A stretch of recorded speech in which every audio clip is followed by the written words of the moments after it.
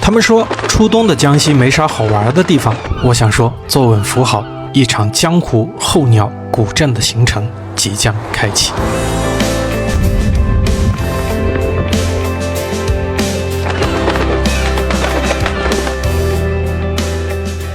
Hello， 大家好，我现在在永修的吴城镇啊，这里也是咱们江西著名的候鸟生态小镇。今天呢，主要是来带大家看候鸟的。我身后这一条呢，就是永修有名的这个吴城水上公路了。不过今天是冬天啊，水上公路依旧是没有水，只有在夏天的雨季，这两旁的这个水位上涨的时候啊，才会淹过这个路面。所以大家来体验水上公路驾驶的话，那得夏天来才行。好了，话不多说，接下来让我们一起走进吴城古镇，来亲临候鸟世界。先找个酒店把东西放下来。大家可以看一下，这是酒店的大堂，高级吧？环境非常不错啊！没想到在我们吴城这个小镇里还有远州这样的高级酒店。现在我们去办理入住。好，这是您的房卡。好，谢谢。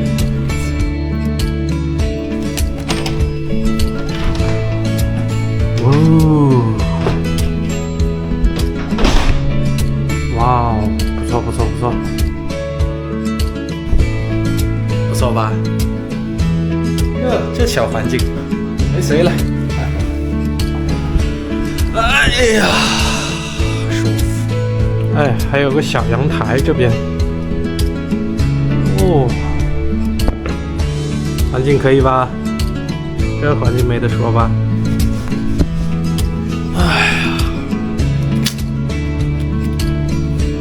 休整完毕，出发看鸟。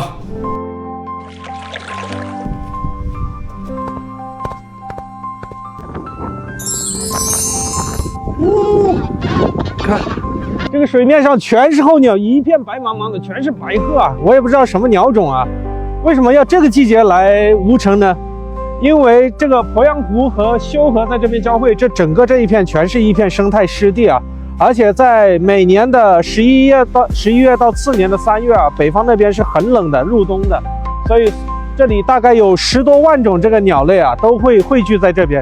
整个天上水里都是一片候鸟的天堂，非常的漂亮。这个时候我就恨自己没有一根长焦打鸟神器啊！不过没有关系，我有小飞机，今天就算是炸机，我也要把最好的一幕给大家分享出来。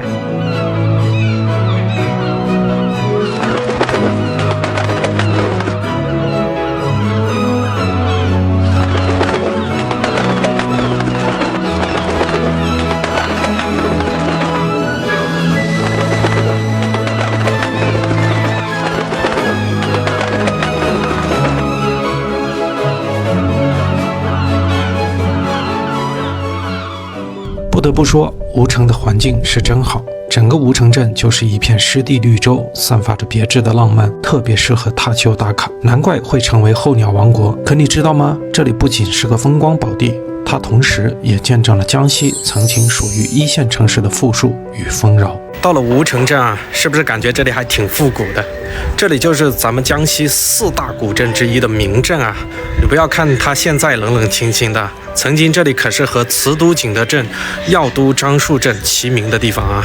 得益于吴城呢是修水赣江交汇汇入鄱阳湖的3水码头的地理位置啊，在古代以漕运为主的年代，吴城那可是藩强林立、商贾云集啊！有这么一句话是这么形容的啊，叫卸不完的汉口，装不完的吴城。咱们想想那个画面就知道了，哈哈。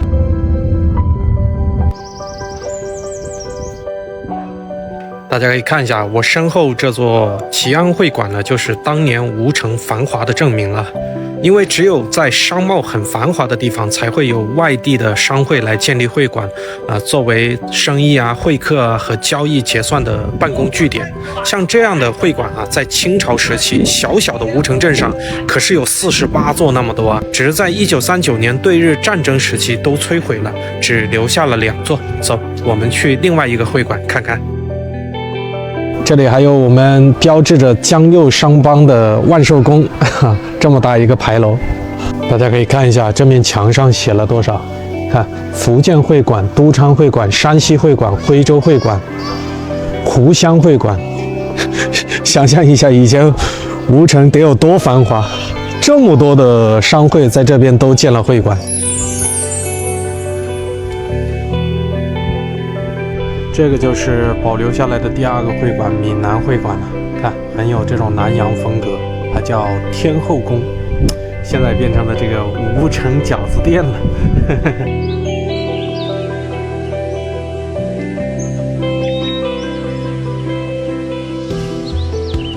下面这个都是以前的这种老石板路啊。这个店面面前啊，这个街上还有很多这种石臼啊，尤其是这个。大家知道这个是做什么用的吗？这个是以前那个捣稻米用的啊。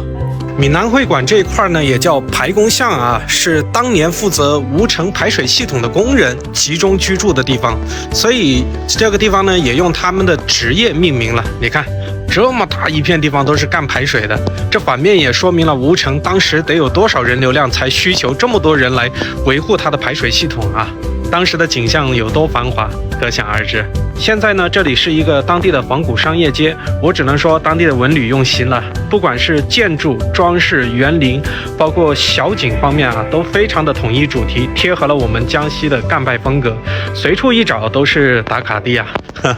好了，吴城就带您游到这儿了。候鸟王国、江湖古镇、生态之城，便是它带给我的全部感觉了。我觉得这座小镇最大的魅力就是商业化不浓，不需要太多辞藻渲染，和这秋高气爽的季节一般，主打一个走哪算哪的闲适时光。